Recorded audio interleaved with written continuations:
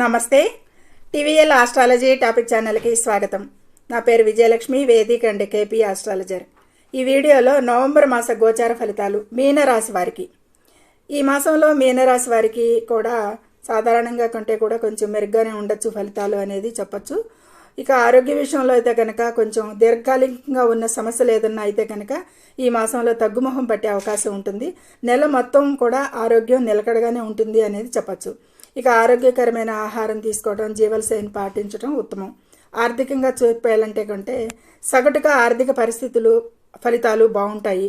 పొదుపు చేయాల్సిన అవసరం ఉంటుంది. ఖర్చులు ఎక్కువగా చేస్తారు ఈ మీనరాశి వారు. పెట్టుబడుల విషయంలో కూడా జాగ్రత్త వహించాలి ఈ మాసంలో ఈ మీనరాశి వారు. ఇక విద్యార్థులకి అయితే కనుక ఏకాగ్రత, సహనం, కృషి ఈ మాసం అంతా కూడా అవసరం. చాలా మంచి ఫలితాలు సాధిస్తారు. కాకపోతే ఉన్నత విద్యలో కూడా మంచి అవకాశాలు బాగుంటాయి అని చెప్పచ్చు. ఇక సంతానం నుండి అయితే మంచి శుభవార్తలు వినే అవకాశాలు రావచ్చు. సంతానంతో ఆనందంగా ఉంటారు. తోబుట్టువుల సంబంధాలు సామాన్యంగా ఉంటాయి. వారి భావాలను మీరు గౌరవించడం మంచిది. అంటే కొంచెం అంతర్గత విభేదాలకి ఆస్కారం కనిపిస్తుంది కాబట్టి జాగ్రత్తగా ఉండండి. తోబుట్టువుల సంబంధాలు నివారణకి అహంకార భావానికి పోకుండా వారితో మంచిగా వ్యక్తీకరించి వారి భావాలని అర్థం చేసుకోండి. ఇక ఆస్తుల విషయాలకు వస్తే కనుక పూర్వీకుల ఆస్తి అయితే కలిసి వచ్చే అవకాశం ఈ మాసంలో కనిపిస్తుంది వీరికి.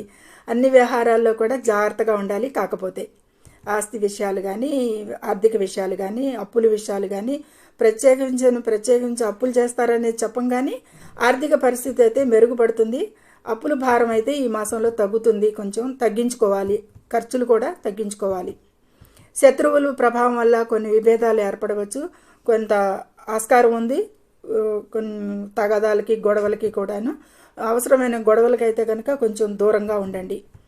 వ్యాపార పరంగా అయితే కనుక రెండవ అర్ధభాగంలో వ్యాపారం ఈ మీనరాశి వారికి చాలా బాగుంది.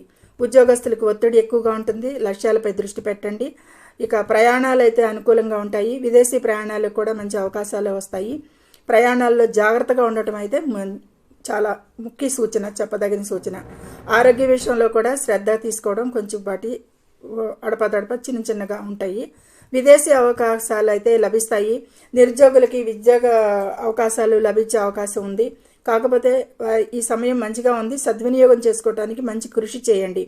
ఇక లాభ నష్టాలు అయితే కనుక ఈ మాసంలో వీరికి సగటుగా ఉంటాయి. రెండవ అర్ధ భాగంలో సానుకూల ఫలితాలు ఉంటాయి. అదృష్టం కన్నా కూడా ఎక్కువ కష్టాన్ని ఎక్కువగా నమ్ముకోవాలి ఈ మీనరాశి వారు. సర్వే జనం సుఖినో భవంతు. Please subscribe my channel, share and like it. Thank you very much.